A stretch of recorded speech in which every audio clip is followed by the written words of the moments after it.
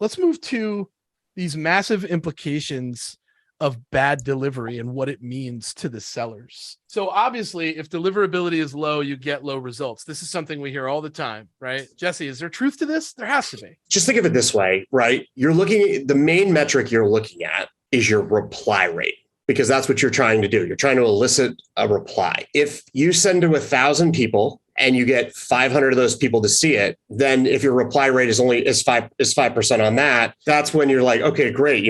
That's a 50% open rate. But if you went up to 70% open rate, or you got like a higher open rate, just think about the difference there, right? And that's not even changing the copy. When you send a cold email and you get a 40% or a 30% open rate, that's 60 to 70% of the people have no chance of ever replying. So that's say that one more time, because I don't follow. Yeah. So like when you're sending an email to 1,000 people and let's say you get a 30% open rate, 70% of those people will never be able to reply.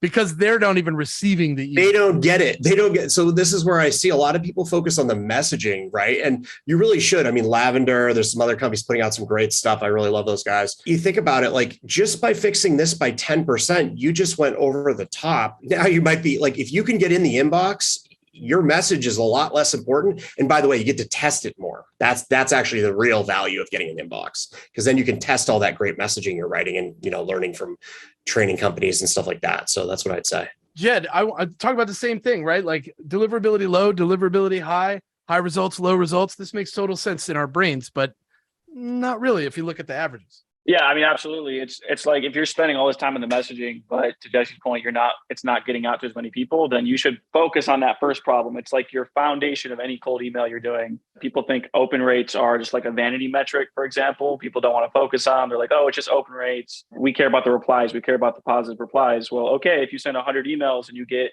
2 positive replies, but only 25 of those emails are getting open, then in theory, if you doubled your open rates, you double your positive replies.